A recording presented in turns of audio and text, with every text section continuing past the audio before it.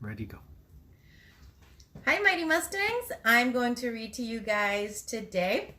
And today's book is called Andres and his Rubik's Cube Madness. And if you are a kindergarten first or second grader at Brown Station, you got to meet the author and got to meet Andres, the inspiration for our book. And our book today is written by Andrea Alvarez and illustrated by Ana Sebastian. Andres heard kids chattering outside his house. Curious, he went out and saw his friends surrounding the new kid in the neighborhood. Gino was solving a Rubik's Cube super fast. Wow, how'd you do that? Asked Andres, admiring Gino, as he finished solving the multicolored cube in his hands. It's simple. All you have to do is learn the algorithms, said Gino. The what?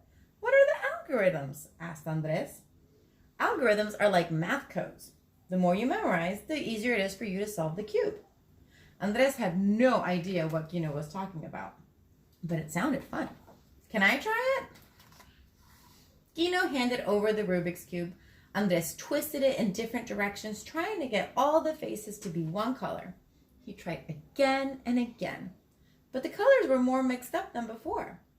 This is impossible, Andres yelled. It's not, Gino laughed, but it takes time to learn. At home, Andres told his mom all about Gino. What if I can learn too? Asked Andres.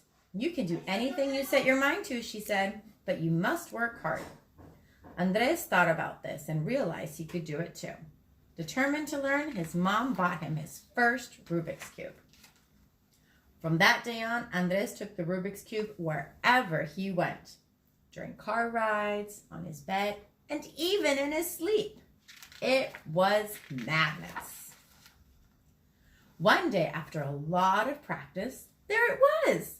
Red, white, blue, green, orange, and yellow, all solved on each side. Mom, Mom, Andres shouted.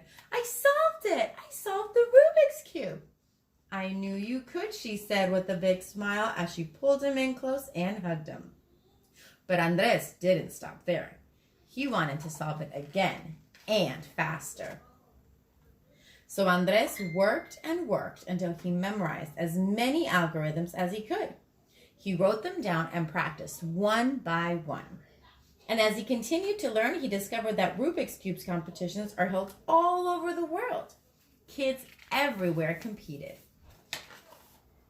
From all over the Americas to Europe, Asia, Africa, and Australia, even in Antarctica, the coldest place on Earth. Then a daring idea popped into his head. What if I could compete too? Andres imagined himself competing at the biggest Rubik's Cube championship. But to qualify, he would have to first compete and solve the Rubik's Cube in 35 seconds or less. He thought about this, but not for long, because Andres knew he had to try. During the next few days, Andres practiced so much that his hands hurt. Sometimes when twisting the cube, the pieces would pop and fall apart. Oh no, he cried. But every time, Andres put the pieces together again and practiced some more. Andres showed Gino his progress. Wow, 28 seconds, Gino exclaimed. You learned fast. It's fun, said Andres. Come on, let's solve some cubes. Gino and Andres quickly became friends, and together they practiced until the day of the competition arrived. On the day of the competition, Andres was nervous. What if he didn't solve the Rubik's Cube fast enough to qualify?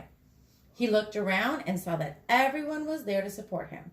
Mom, Dad, Grandma, his cousin Joni, Gino, and even his dog, Leo. The announcer called his name. Andres confidently walked to the stage and smiled. He took a deep breath, grabbed the unsolved Rubik's Cube, and began twisting it quickly. The timer started ticking.